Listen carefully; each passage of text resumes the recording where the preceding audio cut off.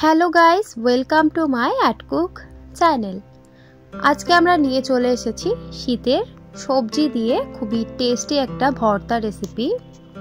এই ভর্তাটা আমি শিওর যে আপনারা আগে কখনো ট্রাই করেননি বাড়িতে। আজকে আমার এই রেসিপিটা দেখে আপনারা অবশ্যই বাড়িতে ট্রাই করবেন।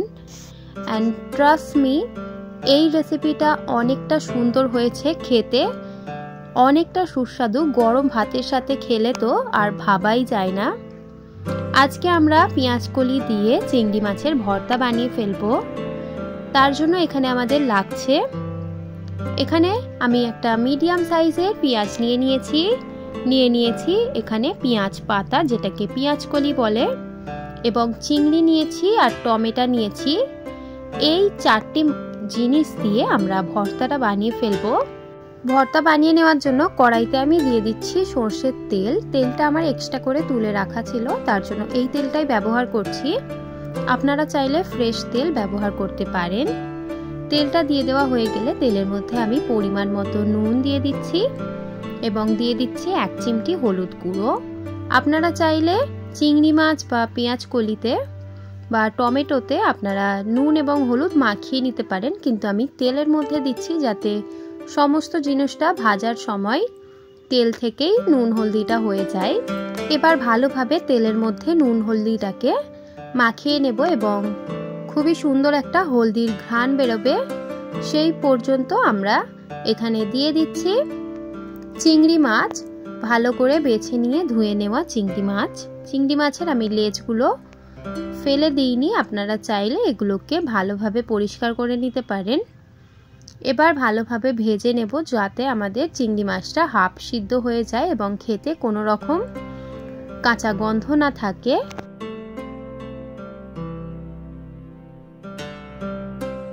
দু থেকে 3-4 মিনিট আমি ভালোভাবে চিংড়ি মাছটাকে শক্ত করে ভেজে নিয়েছি যাতে 50% সিদ্ধ হয়ে যায়। এবার আমি তুলে নিচ্ছি একটা পাত্রের মধ্যে। সমস্ত চিংড়ি মাছটা আমি পাত্রের মধ্যে তুলে নিচ্ছি। চিংড়ি মাছের মধ্যে কিন্তু হলুদ এবং নুনের স্বাদটা পুরোপুরি মতো অ্যাবসর্ব হয়েছে। সম্পূর্ণ চিংড়ি মাছটা তুলে নিয়েছি। এবার এর মধ্যে আমি সেম তেলের মধ্যে ভেজে নিচ্ছি একটা বড় সাইজের টমেটো। এভাবে আমি সরু সরু করে গোল গোল ভাবে কেটে নিয়েছি। টমেটোগুলো ভাজতে বেশিক্ষণ সময় যাবে না, যেহেতু সবজি এবং নরম সবজি, তাই অনেক তাড়াতাড়ি গলে যাবে। আমি ভালোভাবে তেলের মধ্যে টমেটোগুলোকে ছেড়ে দিচ্ছি একটা একটা করে। এবার টমেটোটা ভালোভাবে আমরা যেরকম মাছ ভাজে শুধু দুবার ওলট পালট করে ভেজে নেব, না হলে টমেটোটা তেলের মধ্যেই গলে যাবে।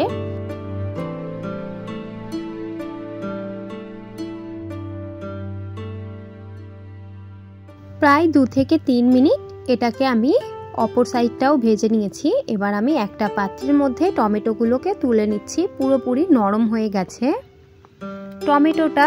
এখানে তুলে নেওয়া হয়ে গেলে এবার আমি দিয়ে দিচ্ছি এর মধ্যে ভর্তাটা বানিয়ে নেওয়ার জন্য 2টো শুকনো লঙ্কার ব্যবহার করছি এখানে। আপনারা চাইলে কাঁচা লঙ্কাও ব্যবহার করতে পারেন, ঝালটা আপনারা আপনাদের অনুযায়ী দেবেন। 2টো লঙ্কাকে এবার ভালোভাবে অল্প একটু শক্ত করে ভেজে নিচ্ছি যাতে লঙ্কাটা হাত দিলেই মুচড়ে ভেঙে যায়। লঙ্কাটাও ভালোভাবে ভেজে নেওয়া হয়ে গেছে। এবার আমি তেল ঝরিয়ে লঙ্কাটাকে তুলে নিচ্ছি সেম পাত্রের মধ্যেই। এবার আমি এর মধ্যে দিয়ে দিচ্ছি কেটে রাখা পেঁয়াজ পাতা বা পেঁয়াজ কলিগুলো। পেঁয়াজ কলিটা দেওয়ার পর তেলটা কিন্তু পুরোপুরি পেঁয়াজ কলিতে অ্যাবসর্ব হয়ে যাবে, তার জন্য আমি পেঁয়াজ কলিটা লাস্টে ভাজছি। সম্পূর্ণ পেঁয়াজ কলিটা তেলের ওপর দিয়ে দিলাম। এবার ভালোভাবে নাড়াচাড়া করে ভেজে নেব পেঁয়াজ কলিটা সিদ্ধ হয়ে আসা পর্যন্ত।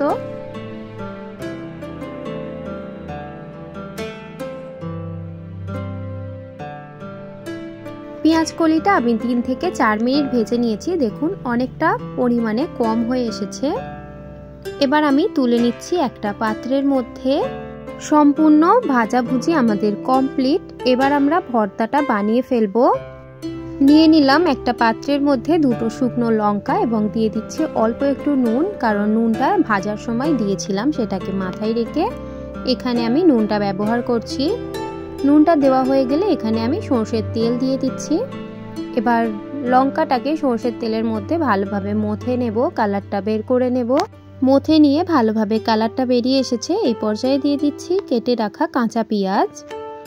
পেঁয়াজটা দিয়ে এবার ভালোভাবে হাত দিয়ে চেপে চেপে পেঁয়াজটা মসৃণ করে নেব। পেঁয়াজটা ভালোভাবে মেখে নেওয়া হয়ে গেলে এবার একটা একটা করে সব জিনিস আমি দিয়ে ভালোভাবে মথে নিচ্ছি। ভর্তাটাকে ভালোভাবে যে কোনো জিনিস হাত দিয়ে চেপে চেপে মাখিয়ে নিতে হবে, তারপরেই নুন এবং তেলটা ভালোভাবে ঢুকবে। সমস্ত জিনিসগুলো দিয়ে ভালোভাবে মাখিয়ে নিয়েছি। এবার রেডি আমাদের পেঁয়াজকলি ও চিংড়ি মাছের ভর্তার রেসিপি। এটা গরম ভাতের সঙ্গে সার্ভ করে নেব। আশা করি আপনাদের এই ভিডিওটা ভালো লেগেছে। আজকের এই ভিডিওটা দেখার জন্য আপনাদের অনেক অনেক ধন্যবাদ।